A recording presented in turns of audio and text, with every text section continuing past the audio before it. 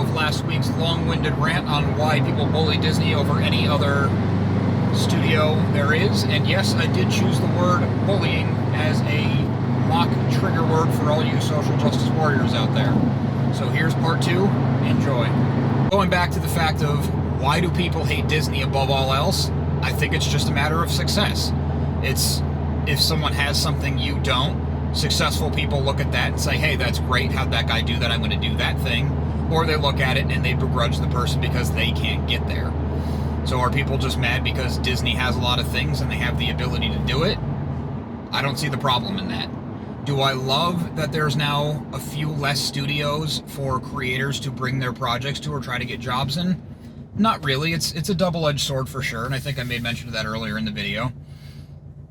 Disney's acquisition of Fox Entertainment was a big deal, a huge deal for cinema.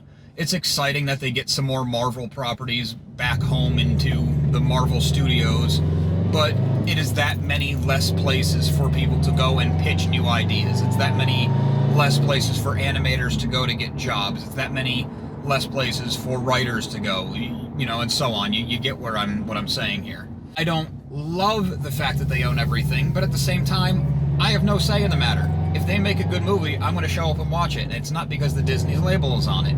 The Sony and Disney little rift that's going on here, I still believe they're going to sort things out. It's a matter of money. They went from 5% to 50%. There's a lot of room in there for negotiations.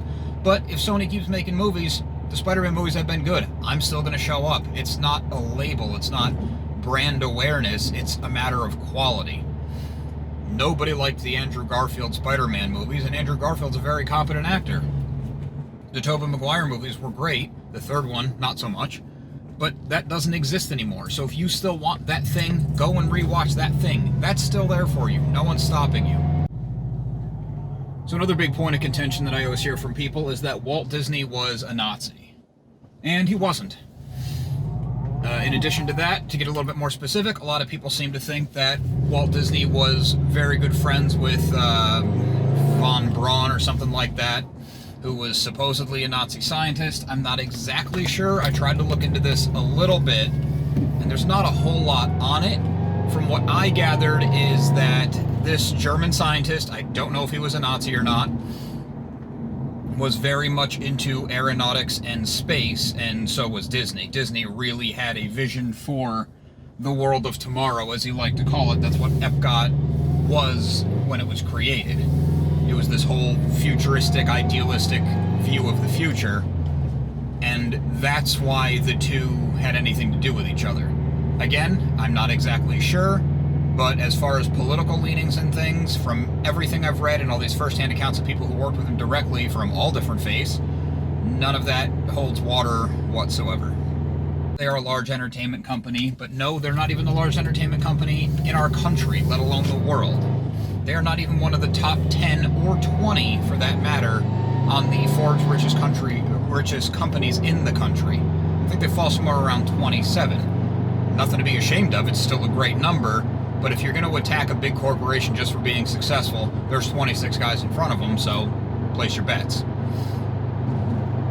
I will keep showing up to the movies, but I'm going to show up to any movie that looks good, regardless of who makes it.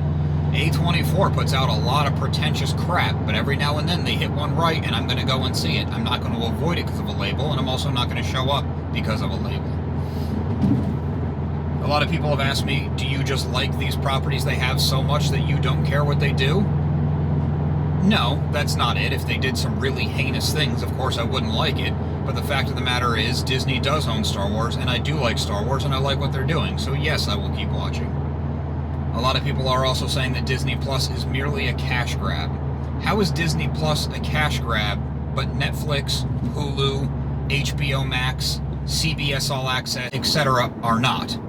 Thanks for taking this ride with me. Went a bit long today, and I appreciate you hanging in there. Be sure to check out SoWizardPodcast.com for the show, reviews, recommendations, merchandise, and more. There's a bunch of new merchandise designs up on the site, so support the show and look cool while you do it. Also, be sure to check out So Wizard Podcast every single week, wherever you get your podcasts. They're on every pod-catching app under the sun. You can also go to patreon.com/SoWizardPodcast to support the show and get bonus content every month. Be sure you subscribe to our YouTube channel. Working on a new thing right now. Very excited about it. It's going to be a lot of editing and a lot to put together, but I think you're really going to like it, so subscribe so you can keep an eye on that. And we love hearing feedback, so drop us a note in the comments or drop us a line on social media. All of our accounts can be found after the show and in the show notes. Thanks.